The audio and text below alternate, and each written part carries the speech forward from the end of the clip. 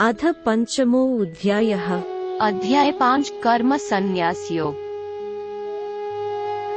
अर्जुन उवाच संन्यासं कर्मणां कृष्ण पुनर्योगं च संससि यच्छ्रेय एतयोरेकं तन्मे ब्रूहि सुनिश्चितम्। अर्जुने કહ્યું, હે શ્રી કૃષ્ણ, તમે કર્મ સંન્યાસ કર્મ ત્યાગનો માર્ગ ની પ્રશંસા કરી અને તમે કર્મયોગ ભક્તિયુક્ત કર્મ નો પણ ઉપદેશ આપ્યો. કૃપા કરીને નિશ્ચિતપણે મને કહો કે આ બંનેમાંથી અધિક શ્રેયકર કયો માર્ગ છે.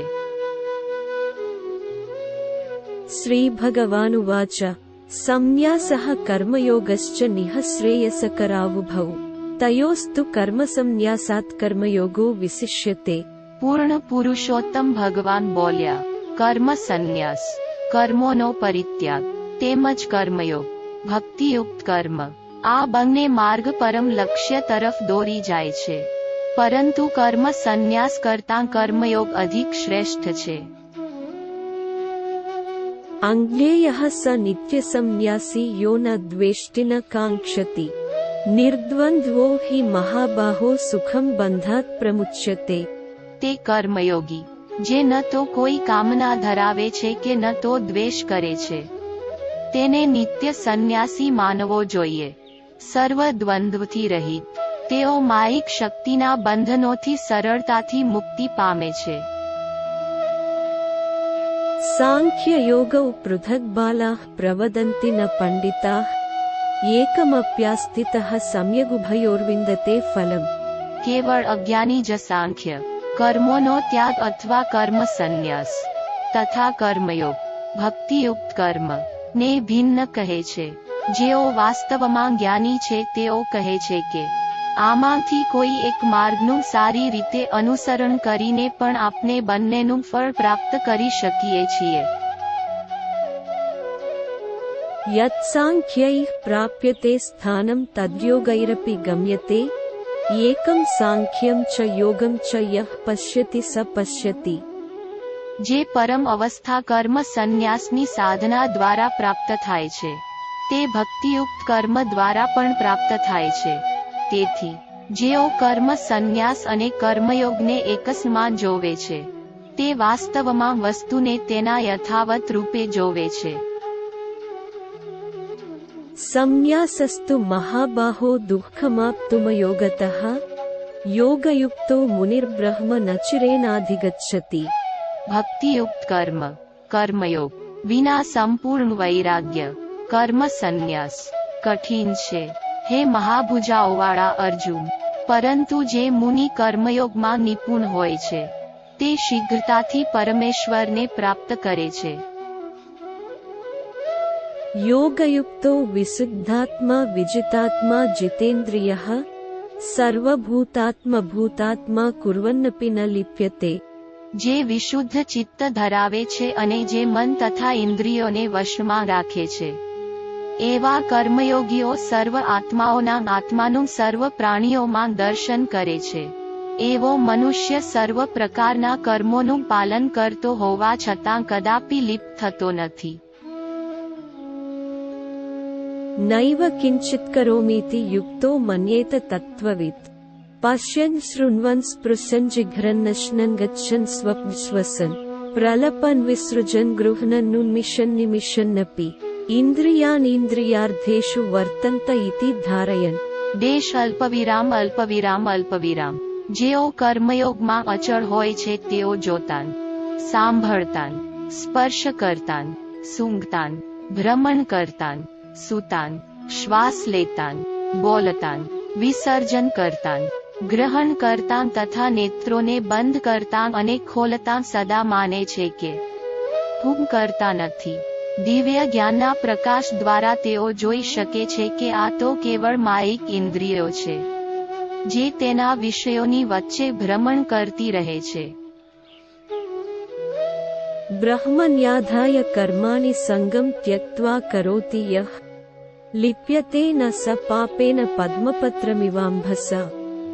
જે મનુષ્યો આસક્તિનો ત્યાગ કરીને પોતાના સર્વ કાર્યો ભગવાનને સમર્પિત કરી દે છે તેઓ જેમ કમળપત્ર જળથી અસ્પર્શ્ય રહે છે તેમ પાપથી અલિપ્ત રહે છે. कायेन मनसा बुद्ध्या केवलैरिन्द्रियैरपि योगिनः कर्म कुर्वन्ति संगम त्यक्त्वात्मशुद्धये.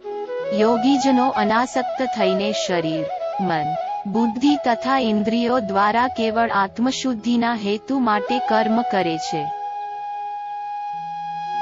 युक्तः कर्मफलं त्यक्त्वा शान्तिमाप्नोति नैष्टिकीम्, अयुक्तः कामकारेण फले सक्तो निबध्यते.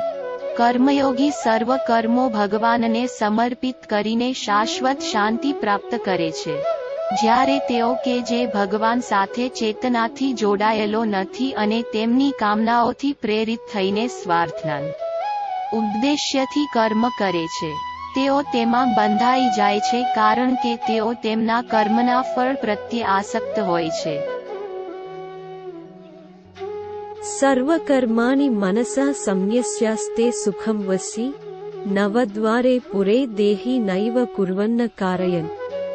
જે દેહધારી જીવાત્માઓ આત્મસંયમી અને વિરક્ત હોય છે તેઓ સ્વયંને કર્તા કે કારણ માનવાના વિચારનો પરિત્યાગ કરીને નવ દ્વારવાળા નગરમાં સુખપૂર્વક રહે છે. न कर्तृत्वं न कर्माणि लोकस्य सृजति प्रभुः, न कर्मफलसंयोगं स्वभावस्तु प्रवर्तते. ન તો કર્તૃત્વાભિમાન કે ન તો કર્મ કરવાની પ્રકૃતિ ભગવાનમાંથી પ્રાપ્ત થાય છે, ન તો તેઓ કર્મોના ફળનું સર્જન કરે છે. આ સર્વ માયિક પ્રકૃતિના ગુણો દ્વારા કાર્ય કરે છે.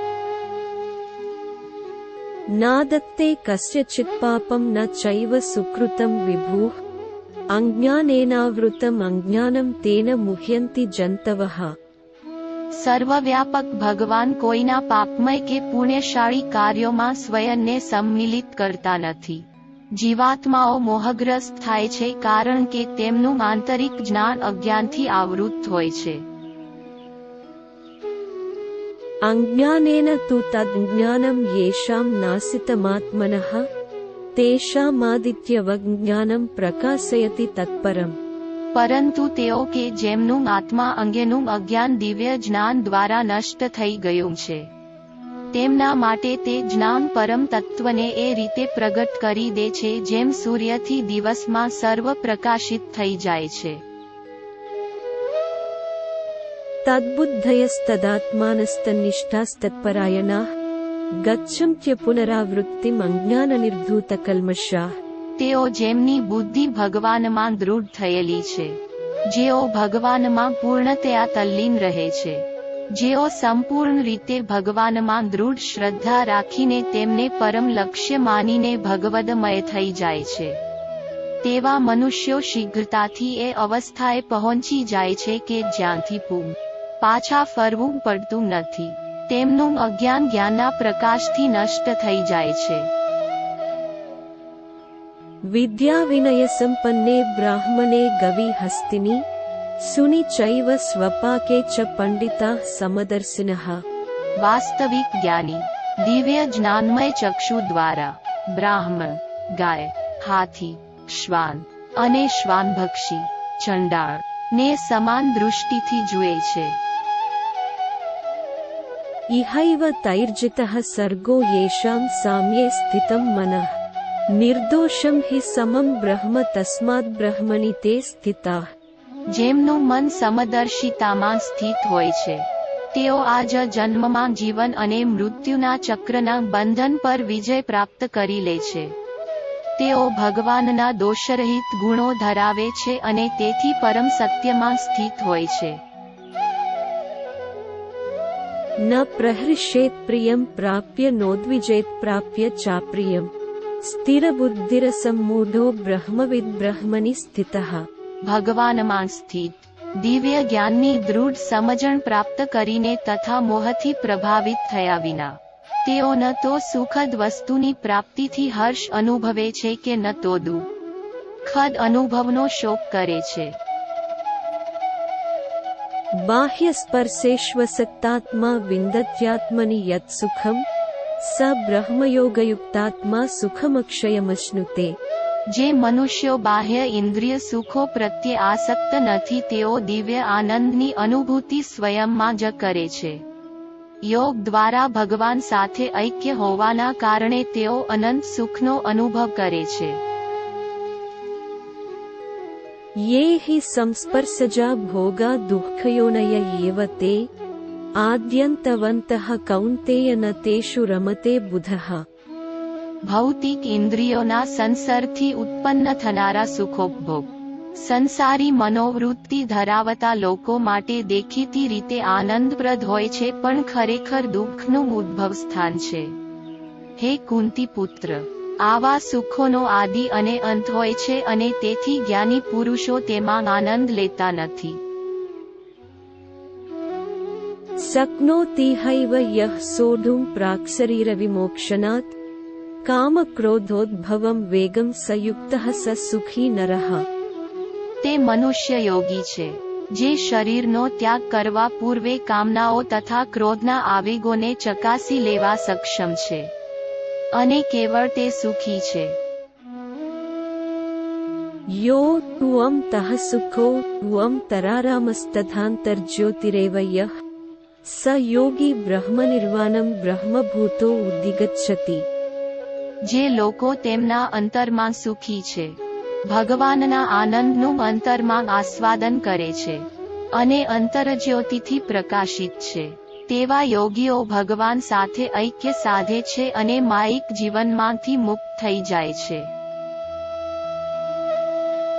लभन्ते ब्रह्मनिर्वाणमृषयः क्षीणकल्मषाः छिन्नद्वैधा यतात्मानः सर्वभूतहिते रताः. તે પવિત્ર ઋષિઓ કે જેમના પાપ ધોવાઈ ગયા છે, જેમના સંશયો નાશ પામ્યા છે, જેમના મન અનુશાસિત છે અને જે સર્વ પ્રાણીઓના કલ્યાણ માટે સમર્પિત છે, તેઓ ભગવાનને પ્રાપ્ત કરે છે અને માયિક જીવનમાંથી મુક્ત થઈ જાય છે.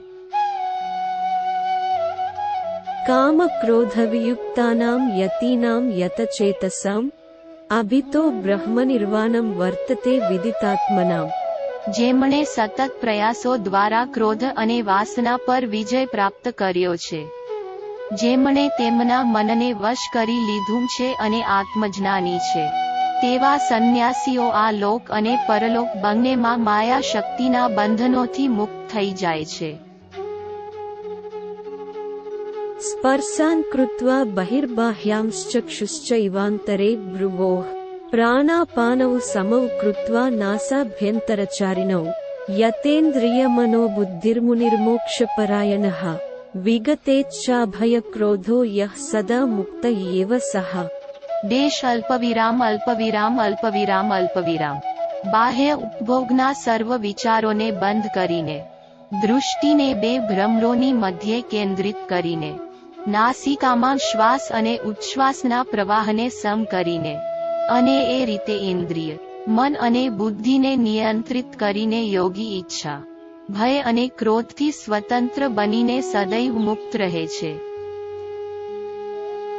भोक्तारं यज्ञतपसां सर्वलोकमहेश्वरं सुहृदं सर्वभूतानां अज्ञात्वा मां शान्तिमृच्छति.